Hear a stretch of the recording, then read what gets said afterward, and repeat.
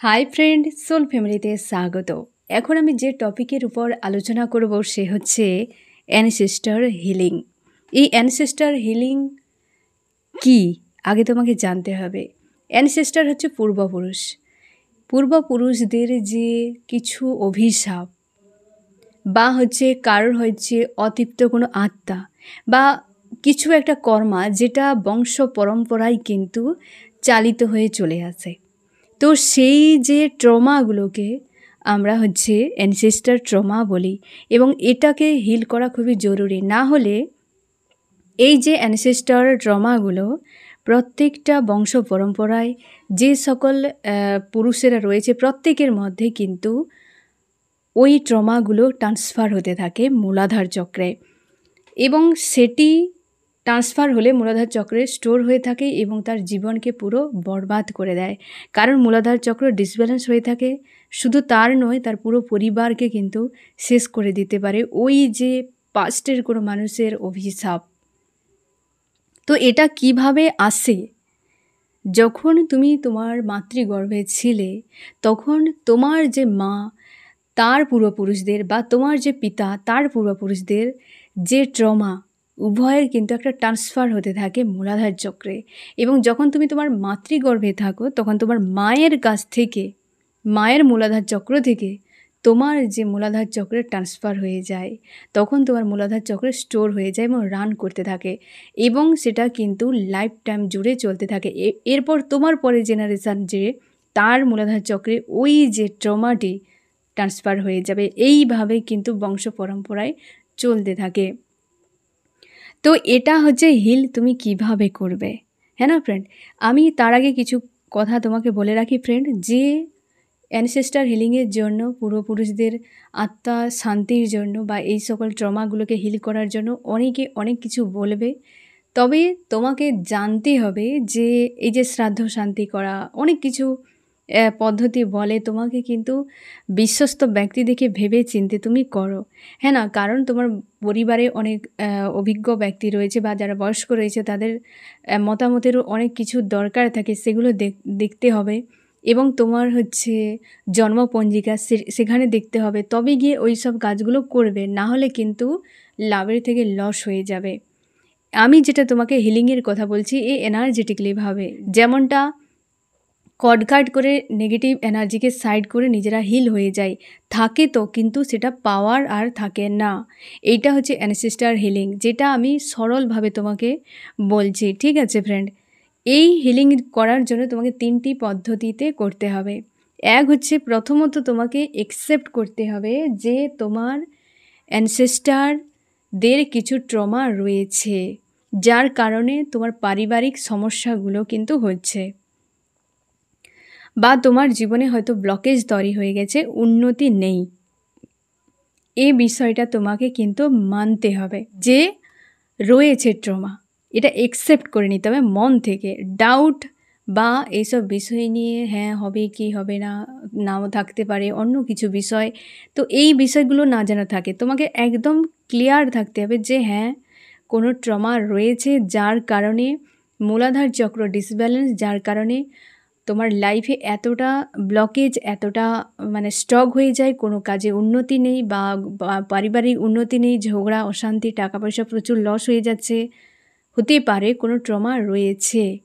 তো সেটা তোমাকে অ্যাকসেপ্ট করতে হবে 1 নম্বর।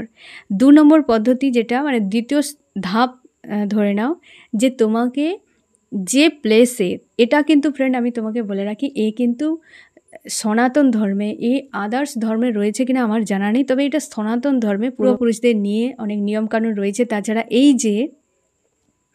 যে ফুলমুন থেকে আগামী নিউমুন পর্যন্ত এই সময়টা কিন্তু পিতৃপক্ষ চলছে, তো তার জন্যে পিতৃপক্ষে আমাদের কি করতে হয় সেটা তোমরা জানো ফ্রেন্ড। পিতৃপক্ষদের তাদেরকে শ্রাদ্ধ শান্তি অনেক কিছু কাজ করতে হয়, তো এই সময়টা উপযুক্ত সময়, এই পিতৃপক্ষে তোমাকে এই অ্যানসেস্টার হিলিংটা কিন্তু করতে হবে, ঠিক আছে?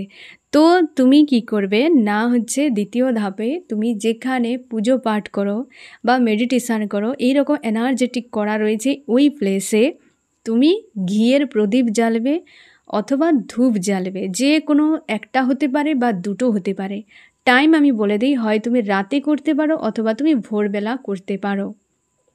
ঠিক আছে, তো ঘিয়ের প্রদীপ বা ধূপ জ্বাললে এবং যেভাবে মেডিটেশানে বসো তুমি সেইভাবেই বসবে। প্রথমে তুমি তোমার ঈশ্বর যাকে তুমি মানো তাকে ধন্যবাদ জানাবে, তাকে আহ্বান করবে এবং তুমি নিজেকে মাইন্ড বডি সোলকে অ্যালাইন করবে। তারপর 3 নম্বর পয়েন্ট সবথেকে গুরুত্বপূর্ণ, যেখানে তুমি প্রথমে দেখবে যে তুমি নিশ্চয়ই তোমার পূর্বপুরুষদেরকে তুমি জানো, চেনো, এরকম কোনো ব্যক্তি হয়তো ছিল যার সম্পর্কে তুমি শুনিয়েছ যে ওই ব্যক্তি এরকম সৎ মানসিকতার ছিল, সে অনেক সৎকর্ম করে গেছে, কি খুব ভালো কাজ করেছে, তার হয়তো সোল অনেক বেশি পজিটিভ ছিল, ধার্মিক কোনো মানুষ ছিল। তো এরকম নিশ্চয়ই তুমি জানো। তুমি ধ্যানে বসলে বা তুমি যে মেডিটেশানে বসে রয়েছো, চোখ বন্ধ করে তুমি হাত জোড় করতে পারো অথবা তুমি হাত খুলেও রাখতে পারো, কোনো অসুবিধে নেই। তো তুমি কিন্তু সেই ব্যক্তিকে আহ্বান করবে এবং এখানে আদার্স কিছু ভয় নেই যে কিছু সাইড এফেক্ট হতে পারে বা কিছু, এনার্জেটিকলিভাবে কিন্তু তুমি হিল করছো। ঠিক আছে, তো তুমি তার এনার্জিকে আহ্বান করবে।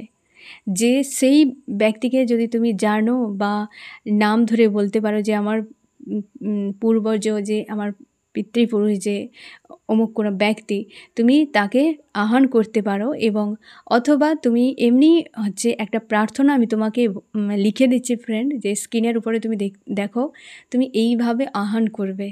ঠিক আছে, তুমি কিন্তু ওই ব্যক্তিকে মন থেকে আহ্বান করবে, যে তাকে কিন্তু তুমি টার্গেট করেছো, মানে টার্গেট ঠিক নয়, তুমি ওই ব্যক্তিকে চিহ্নিত করেছো যে হ্যাঁ উনি পারেন, কারণ উনার যে পজিটিভ শক্তি তোমাকে কিন্তু হিল করাবে এবং তোমার যে অ্যানসেস্টার যে ট্রমা রয়েছে সেটা হিল হয়ে যাবে। তো ওই ব্যক্তিকেই তুমি আহ্বান করবে, ওই ব্যক্তির এনার্জিকে আহ্বান করবে। এখানে ভূত প্রেত এসব কিছুই নেই, কেবল শক্তি। উনার যে একটা সোল, একটা পজিটিভ ছিল, সেই পজিটিভ শক্তিটাই তোমার মধ্যে, তোমার যে বাকি যে সকল অ্যানসেস্টাররা রয়েছে যাদের মধ্যে ট্রমা রয়েছে, তোমার মধ্যে সেগুলো ট্রান্সফার হয়েছে। মানে পরপর 14টা পুরুষ থাকে যাদের এই ট্রমা ট্রান্সফার হতে থাকে, হয়তো তোমার আগে রয়ে গেছে, তারাও ভুগেছে, এই রকমভাবে কিন্তু থাকে।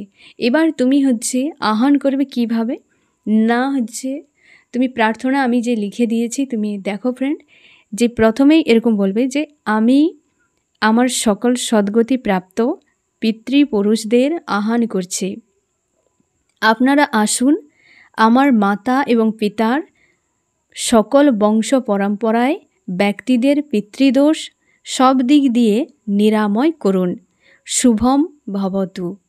ঠিক আছে, তুমি একজন কোনো ব্যক্তির এনার্জিকে আহ্বান করতে পারো, বা তুমি আরও 2-3 জন যদি তোমার পরিচিত থাকে তাদেরকে, যাদের পজিটিভ একটা অরা ছিল, ধার্মিক কাজ করে গেছে, তাদের কিন্তু সোল যে যথেষ্ট পাওয়ারফুল, পজিটিভ, তোমার জন্য পজিটিভ অবশ্যই কিন্তু এফেক্ট করবে, হ্যাঁ না? তো এইভাবে তুমি এই প্রার্থনা তোমার মন মতো তুমি 2বার 3বার 4বার 5বার যতবার ইচ্ছে করতে পারো। ঠিক আছে, এটা তুমি করে নিলে প্রার্থনা, তারপর তুমি উঠে দাঁড়াবে ওই জায়গাতে। দাঁড়িয়ে তুমি ভিজুয়ালাইজ করবে যে তোমার বাম সাইডে তোমার মায়ের পিতৃপুরুষেরা দাঁড়িয়ে রয়েছে, তোমার ডান সাইডে তোমার তোমার বাবার যে পিতৃপুরুষেরা দাঁড়িয়ে রয়েছে। তুমি ভিজুয়ালাইজ করবে যে তোমার হার্ট থেকে একটা উজ্জ্বল আলো বাম দিকে তোমার মায়ের পিতৃপুরুষদের সবার উপর দিয়ে চলে যাচ্ছে এবং তোমার ডান দিকে তোমার বাবার পিতৃপুরুষদের সবার উপর দিয়ে চলে যাচ্ছে, এবং সবাই ওই যে একটা কার্মিক কিছু ট্রমা ছিল বা কিছু একটা অ্যানসেস্টার যে ট্রমা ছিল সেটা সবাই মুক্ত হয়ে গেল এবং সবাই খুশি আনন্দের মধ্যে থাকলো। ঠিক আছে, এবং তুমি তারপর চোখ খুলে আবার ওই জায়গায় বসে পড়বে এবং তুমি ধন্যবাদ জানাবে। ঠিক আছে, এইটুকুই করতে হবে। এরপর তোমাকে যেটা করতে হবে সেটা যে তুমি যখন করে নেবে তারপর দেখবে নিজের একটা হিল তোমার মনে হবে, একটা শান্তি মনে হবে। তারপর তুমি চক্রা ব্যালেন্সগুলো অবশ্যই করবে মনে করে, কারণ কি তুমি তোমার যে মূলাধার চক্রে যে এতদিন একটা ট্রমা ছিল সে হিল হয়ে গেল, তারপর তোমাকে ব্যালেন্স করতে হবে নিজেকে। সেই জন্য তোমাকে চক্রাগুলো, কারণ যেহেতু চক্রের উপর এটি ব্লকেজ হয়েছিল এতদিন, তো তার জন্যে তুমি প্রত্যেকটা চক্রকে অবশ্যই হিল করে নিও, বিশেষ করে মূলাধার চক্র, স্যাক্রাল চক্র এবং হচ্ছে হার্ট চক্র, এগুলো তো করবেই। এমনিতেও তুমি সাতটি চক্রকে হিল করে নিও, তারপর দেখবে কতটা ফ্রেশ মনে হয়।